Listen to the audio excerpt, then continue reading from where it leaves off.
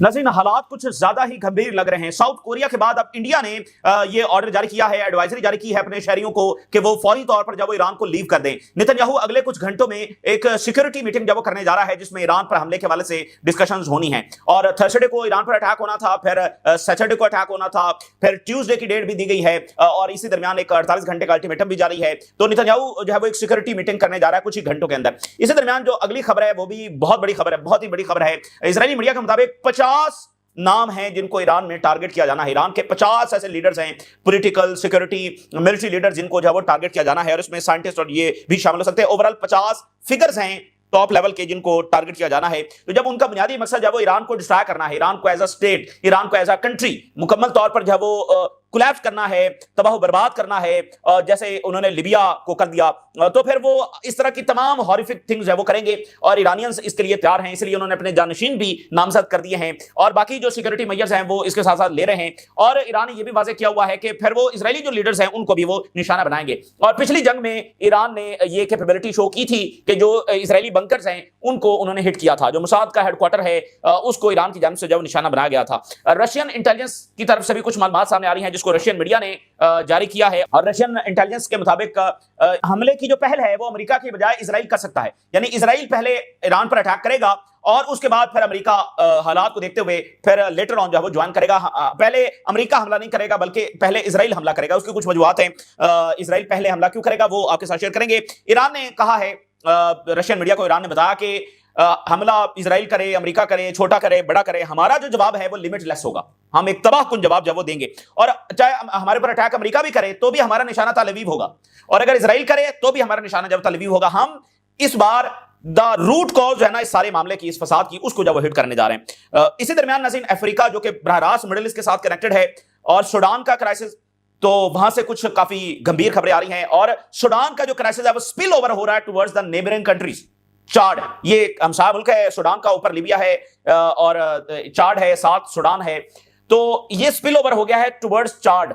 अब चूंकि वहां पर आरएसएफ को शिकस्त हो रही है, जिसको इजराइल सपोर्ट करता है, जिसको एक गल्फ कंट्री जब वो सपोर्ट करता है, तो उसको शिकस्त हो रही है। तो ये जो आरएसएफ है ये चाड के जो बॉर्डर एरिया है यहां पर चली गई है। तो यहां पर हुए हैं क्लैशेस जिसमें चाड के जो सोल्जर्स है वो मारे गए।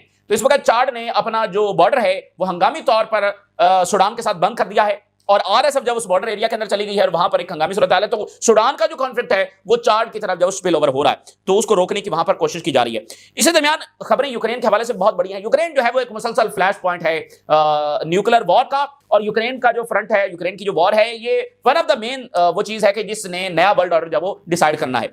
ऑलरेडी यूक्रेन जंग ने दुनिया को बहुत ज्यादा जब बदल दिया, अब वो जंग अब भी रुकती हुई नजर जब नहीं आ रही है, बल्कि वहां पर तो मजीद लड़ने की तैयारी की जा रही है। यानी जो यूरोपियंस हैं वो मजीद पैसा देने की यूक्रेन को तैयारी कर रहे हैं और यूक्रेन को शदीद फौजी कमी का सामना है। तो अब वो हिसाब लगा रहे हैं कि कैसे फौजी जब भर्ती किए जा सकते हैं। वो कह रहे हैं यूक्रेन के जो टीनेजर्स है वो भी भर्ती किए जाए। और ज़ेलेंस्की ने अभी ये बयान जारी किया है कि Putin has already started world war 3। Putin ने ऑलरेडी तीसरी आलमी जंग का आगाज यूक्रेन से कर दिया है, ये ज़ेलेंस्की कह रहा है। इसी दरमियान इस्टोनिया, ये रशिया का एक हमसाया मुल्क है बाल्टिक स्टेट के अंदर, और ये जो साबका सोवियत यूनियन है ये उसका हिस्सा था। यानी ये रशिया का सोवियत यूनियन ही का हिस्सा था। जब वो टूटा तो उसमें से बहुत सारे जो मुल्क निकले, उसमें से इस्टोनिया एक कंट्री है, बहुत छोटा सा मुल्क है। इस्टोनिया में नेटो न्यूक्लियर वेपन जब डिप्लॉय करने जा रहा है तो रशिया ने स्टेटमेंट जारी की है कि अगर इस्टोनिया में न्यूक्लियर वेपन डिप्लॉय हुए तो हम इस्टोनिया को हिट करेंगे। तो वहां पर यानी कि एक न्यूक्लियर का जो खतरा है वो बढ़ता चला जा रहा है और एक मुसलसल फ्लैश पॉइंट है यूक्रेन एक न्यूक्लियर वॉर का। और वहां पर यूरोपियंस इस जंग को रोकने का कोई इरादा नहीं रखते हैं, बल्कि अब वो 90 बिलियन यूरोस का लोन भी देने जा रहे हैं। यूक्रेन की फौज कैसे खड़ी करनी है, मतलब मजीद फौज किस तरह भर्ती करनी है, उसका वो बंदोबस्त कर रहे हैं, ड्रोन्स दे रहे हैं ताकि यूक्रेन आने वाले कई सालों तक ये जंग जब लड़ सके। और इसका मकसद, अच्छा यूक्रेन उसमें से जीतेगा कभी नहीं, चाहे 10 साल भी जंग चलती रहे। जर्मन डिफेंस मिनिस्टर, बर्तानिया का आर्मी चीफ, इस तरह के बहुत सारे ऑफिशियल जब बयान दे चुके हैं कि यूक्रेन कभी भी जंग में से जीत नहीं सकता है। इस सब के बावजूद जो यूरोपियन एलीट है वो यूक्रेनियंस को लड़वाना चाहती है विद रशिया, और मकसद सिर्फ यह है कि यूक्रेन के साथ जो होता है हो जाए, रशिया जो है वो साथ साथ डैमेज होता रहे, कमजोर पड़ता चला जाए। तो उनको यूक्रेनियंस की परवाह नहीं है कि उनका कितना लॉस हो रहा है, क्या पेनफुल स्टोरीज हैं यूक्रेनियंस की। एक बड़ा खूबसूरत और अच्छा मुल्क। और ज़ेलेंस्की जो इस कैरेक्टर को आप देखिए, ये कैरेक्टर जो है वो ना सिर्फ अपने मुल्क को जंग में लेकर गया है बल्कि ये बाकी मुल्कों में भी जंगों को प्रमोट कर रहा है। ये ईरान पर जंग को सपोर्ट कर रहा है, हालांकि ईरान ने कभी यूक्रेन जंग की सपोर्ट नहीं की। बाकी जियोपॉलिटिकल रियलिटीज हैं, उनका रशिया के साथ अलायंस है, तो यूक्रेन को तुर्की असला देता है, तो ईरान जो है वो रशिया के साथ उसका एक अलायंस है। लेकिन ईरानियंस ने कभी यह नहीं कहा कि यूक्रेन की जंग चलती रहनी चाहिए, बल्कि हम पहले भी आपको बताया कि जब ज़ेलेंस्की के साथ व्हाइट हाउस में जो कुछ हुआ, ईरान ने ज़ेलेंस्की का साथ दिया कि ये बहुत गलत हुआ है। अब जनाब इजरायली मीडिया की खबर यह है, in the next war top जो 50 फिगर्स हैं ईरान के will be targeted for assassination. पिछली जो जंग थी 12 दिन की, उसमें 20 असैसिनेशन जब ईरान में की गई थी। अच्छा, 20 असैसिनेशन करना ये बहुत बड़े नंबर्स हैं और बहुत ये ब्रूटल तरीकाकार है, लेकिन इजराइल को इस पर फखर है कि हम नए नए तरीकों से असैसिनेशन कर सकते हैं। ये इजराइल को इस पर फखर है जो दुनिया में किसी को भी नहीं है। 20 असैसिनेशन उन्होंने की, बहुत बड़े नंबर्स हैं। अब वो 50 असैसिनेशन प्लान करके बैठे हुए हैं। और लास्ट टाइम भी जो उन्होंने 20 असैसिनेशन की थी, उसमें भी उनका कैलकुलेशन यही था कि ईरान उठ नहीं सकेगा, क्योंकि देखिए आर्मी चीफ शहीद हो गया, बाकी टॉप कमांडर जब उसमें निशाना बने, बहुत सारे प्लान्स तो जो टॉप लीडर्स हैं यानी जो आर्मी चीफ है उसके माइंड में है ना कि क्या करना है, कैसे रिस्पॉन्ड करना है। तो जब वही टारगेट हो गया तो फौरी आकर रिस्पॉन्ड करना ये आसान काम नहीं होता। इसलिए इजराइल और अमेरिका के कैलकुलेशन में यह था कि जितना बड़ा वो हमला करने जा रहे हैं, ईरान इसमें से उठ नहीं सकेगा और कम से कम 3-4 दिन तो उसको लग जाएंगे रिस्पॉन्ड बैक करने में, और वो भी मामूली सा रिस्पॉन्स होगा। लेकिन ईरानियंस ने 24 घंटे के अंदर अंदर रिस्पॉन्ड किया एंड आपने देखा कि हर गुजरते दिन के साथ ईरान का रिस्पॉन्स और ज्यादा लिथल और प्रिसाइज जब होता चला जा रहा था। तो इसलिए इनको सीजफायर की तरफ भागना पड़ा है। तो अब वो 50 असैसिनेशन जब करने जा रहे हैं, इसमें पॉलिटिकल लीडरशिप भी होगी, इसमें कमांडर्स भी होंगे, इसमें और फिगर्स भी हो सकते हैं, टॉप 50 इससे ज्यादा का भी हो सकते हैं। तो ईरानियंस ने भी इनके बंकर्स को निशाने पर लिया हुआ है, वो भी ये ट्राई करेंगे, इसकी तरफ वो भी जाएंगे और बहरहाल वो अपनी सेफ्टी भी कर रहे हैं। उसके लिए जो इकदामात हैं, रशिया और चाइना की जो सपोर्ट है वो भी है। तो वो पहली कोशिश तो ये होगी कि असैसिनेशंस ना हो, लेकिन जैसे मैंने आपको बताया कि 4-4 जो जानशीन हैं वो नामजद किए हुए हैं, तो वो क्यों, वो खतरा तो है कि भाई ये हो सकता है, तो डेफिनेटली ये हो सकता है। तो दो तरफा तैयारी है कि जानशीन दादा कहें, ये मामूली चीज नहीं होती। आप अमेरिका और इजराइल के साथ जंग में जा रहे हैं और आप अपनी जान कुर्बान करने के लिए तैयार बैठे हुए हैं, आपने अगले नाम भी दे दिया कि हाँ हम जाने वाले हैं। अभी इस लम्हे अटैक हो जाए तो सबसे पहले किस पर अटैक होगा? सबसे पहले तो लीडर्स पर अटैक होगा ना। तो इसको तो फिर हम यही कहेंगे कि वो जान हथेली पर लिए फिरते हैं, क्योंकि जंग तो किसी भी मिनट छिड़ सकती है और पहले मिनट्स के अंदर ही ये लीडर्स निशाना बनेंगे। तो वो तो अपनी फिर जान हथेली पर लिए फिरते हैं ना। इसलिए ट्रंप कहता है कि मुझे समझ नहीं आती, मेरे ये बात पल्ले नहीं पड़ती कि ये अभी तक इन्होंने सरेंडर क्यों नहीं किया। तो अभी तो ये आगाज है, ट्रंप को यहां पर और बहुत सारे सरप्राइजेस जब मिलेंगे। अभी इसको ये बात पल्ले नहीं पड़ रही, तो आगे क्या क्या होगा ये ट्रंप भी देखेगा कि उसके लिए कितने बड़े सरप्राइजेस यहां पर हैं। आज जैसे ईरानियंस ने कहा है कि हम वियतनाम से बड़ी शिकस्त जब अमेरिका को देंगे। बहरहाल अब ईरानियंस ने उनके बंकर्स को भी निशाने पर लिया हुआ, और आपको बता रहे पिछले पूरे 1 साल से ईरानियंस जो हैं, खासकर पिछले 6-7 महीनों से उन्होंने जो अपनी इंटेलिजेंस है वो इजराइल के अंदर बहुत तेज कर दी है। बहुत सारा डाटा उनके पास आ गया होगा। तो अभी गैलांट की जो स्पाइंग है वो भी हो रही थी, तो इस तरह से उन्होंने अपना भी कोशिश कर रहे हैं कि वो भी असैसिनेशन का जवाब फिर इसी तरह से जब दे सके। अब इसी दरमियान जब इंडियन मीडिया को देखिए, leave Iran by all available means India's advisory amid fears of war in Middle East. India ने जो एडवाइजरी जारी की और कहा है कि जो भी अवेलेबल मींस हैं, through air, through land, through sea, whatever, तो फौरी तौर पर जब वो ईरान को लीव कर जाएं। ये इंडिया की एडवाइजरी, पहला साउथ एशिया का मुल्क है जिसने ये कहा है कि लीव करें। तो इसी दरमियान नाज़रीन, ईरान में प्रोटेस्ट भी हो सकते हैं दोबारा से, और ये अल्टीमेट सिग्नल होगा हमले के लिए। यानी दोबारा से प्रोटेस्ट को शुरू करवा के फिर उस केओस के अंदर हमला करना है।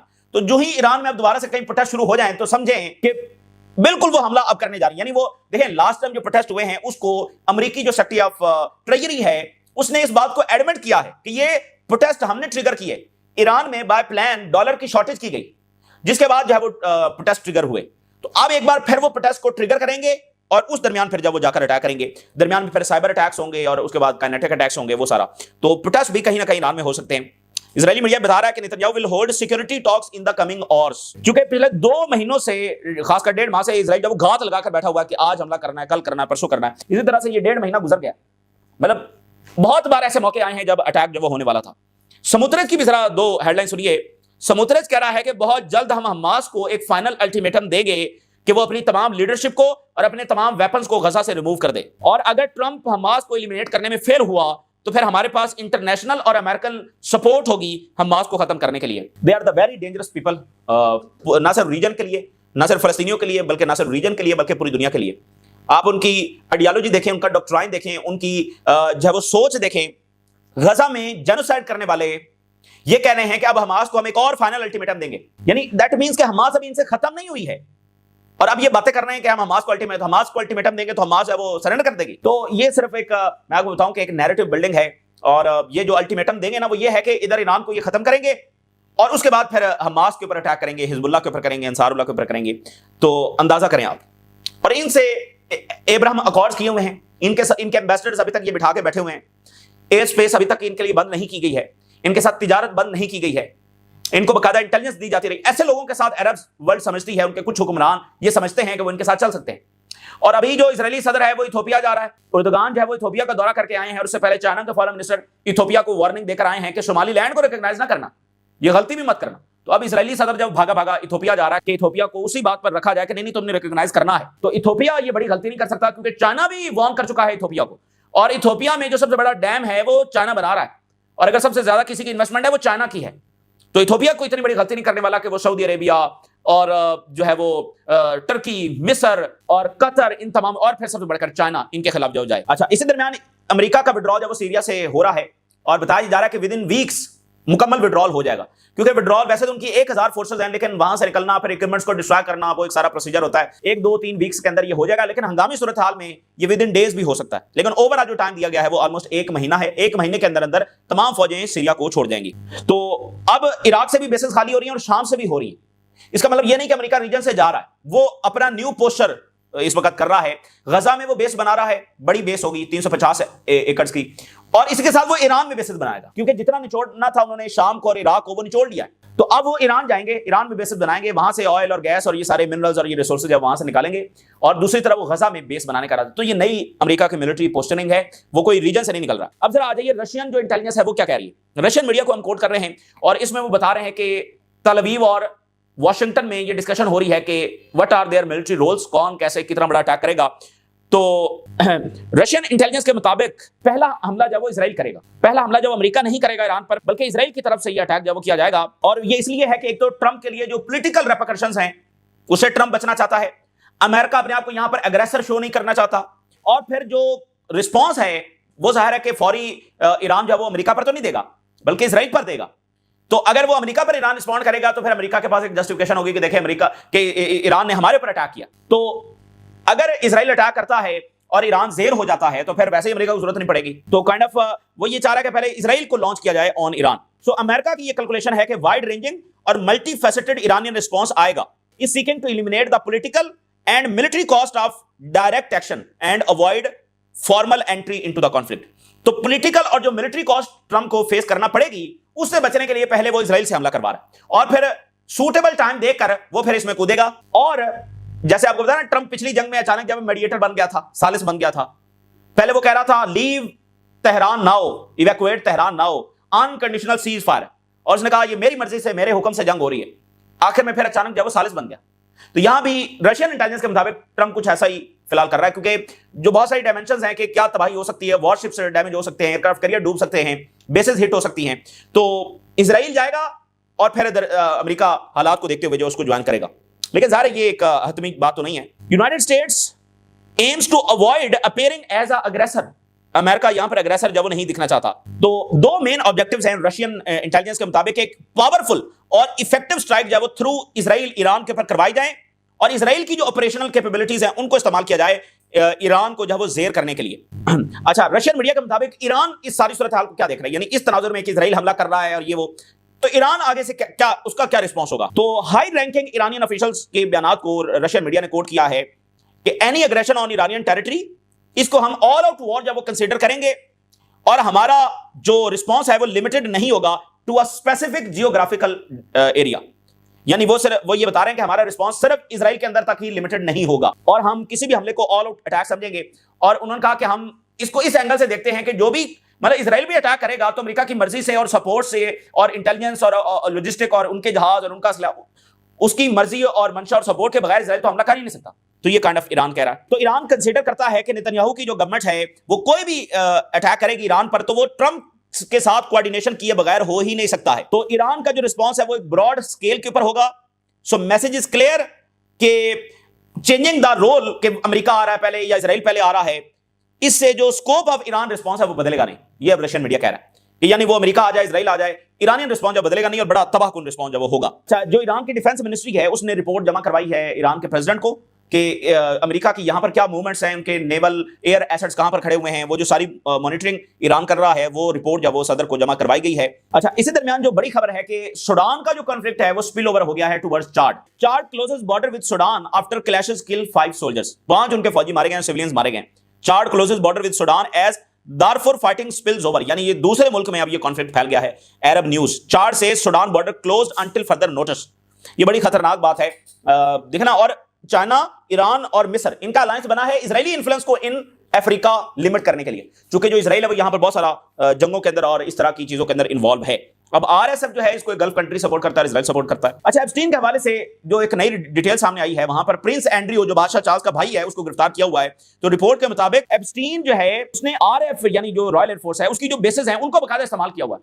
एप्स्टीन एसोसिएटेड जो प्लेन्स हैं वो जो बर्तानिया की बेसेस हैं वहां पर उतरे हुए हैं। 2013 के ये वाकयात है, मतलब बहुत ही सेंसिटिव चीज है, मतलब बेसेस, और फिर एक एजेंट है और वहां पर उसके प्लेन जब उतर रहे हैं। अच्छा, अब रशिया ये कह रहा है, दिमित्री मेदवेदेव ने कुछ देर पहले अनाउंस किया है कि रशिया दुनिया में ड्रोन प्रोड्यूस करने वाला सबसे बड़ा मुल्क बन गया है, और वहां पर जो ड्रोन यूनिट्स लगे हुए हैं उसमें ईरान का भी हिस्सा है। वो ईरान ने भी लगा के, ईरान की सपोर्ट के साथ वहां पर लगे हुए हैं, और उसमें यह भी मुआहदा शामिल है कि उनमें जो प्रोडक्शन होगी उसमें से ड्रोन ईरान को भी आएंगे। तो रशिया इस वक्त दुनिया का सबसे बड़ा ड्रोन प्रोडक्शन कंट्री बन गया है। तो इसका ताल्लुक जब मिडिल ईस्ट के साथ भी है और ईरान के साथ भी है, यानी 400-500 के करीब शहीद ड्रोन्स वो रोजाना बना रहे हैं, और वो इसको 1000 पर भी ले जाना चाहते हैं। पर डे वो 1000 ड्रोन्स बना रहे होंगे, यानी महीने में 30,000 ड्रोन्स।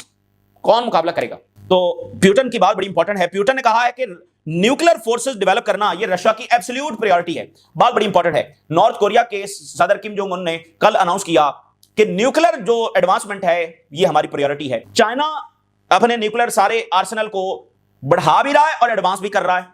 रशिया कह रहा है न्यूक्लियर फोर्सेस डेवलप करना ये हमारी टॉप प्रायोरिटी है, और ईरान की जंग भी न्यूक्लियर की वजह से हो रही है। तो यहां तो न्यूक्लियर के जो खतरात हैं वो, और ऊपर से एस्टोनिया कह रहा है कि भाई एस्टोनिया नेटो का हिस्सा है, वहां पर नेटो न्यूक्लियर वेपन डिप्लॉय करने का इरादा रखता है, और रशिया ने कहा है कि अगर ऐसा कुछ करने की कोशिश की गई तो हम एस्टोनिया को हिट करेंगे।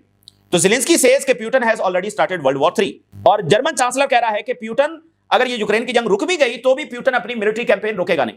ये वो बोगस आइडियोलॉजी है वेस्ट की, यूरोप की, जिसकी वजह से यूक्रेन जंग छिड़ी है, जिसकी वजह से एक आलमी जंग छिड़ सकती है। और दी टाइम्स ने लिखा है कि यूक्रेन को 2,50,000 फौजियों की जरूरत है ये 2026 में जंग जारी रखने के लिए। रशिया, उसके भी काफी ज्यादा हैवी लॉसेस हुए हैं, लेकिन उसके बावजूद रशिया जंग को आगे जारी रखने की रिसोर्सेज सलाहियत रखता है, और यूक्रेन के पास फौजियों की शदीद कमी है। 2,50,000 चाहिए, अब वो कहां से आएंगे? और पैसा जो देना है वो भी लोन है, और यूरोपियन इकोनॉमी। तो देखिए, ये जो वेस्टर्न एलीट है ना, एप्स्टीन फाइल्स ने हमें बताया है कि कैसे ग्रुप ऑफ पीपल जो है वो गवर्नमेंट से भी बालातर हैं, हुकूमतों से भी वो बालातर हैं, और जंगे करवा रहे हैं, और हर एक गलत काम के अंदर वो इन्वॉल्व हैं। तो यहां भी आप देखिए कि ना ही ये यूरोपियंस के मफाद में है, ना ही अमेरिकन के मफाद में है, या ना ही ये दुनिया के मफाद में है। ये ग्रुप ऑफ पीपल हैं, और एक दफा प्यूटन ने भी बात की थी, ये ग्रुप ऑफ पीपल हैं जो ये जंगे और ये सारा कुछ करवा रहे हैं। यूक्रेन की जंग का उन्होंने ये जिक्र किया था। ये बड़ी डेंजरस बात है। ये वही लोग हैं जो मिडिल ईस्ट के अंदर इन्वॉल्व हैं, और ये वही लोग हैं जो अफ्रीका के अंदर इन्वॉल्व हैं।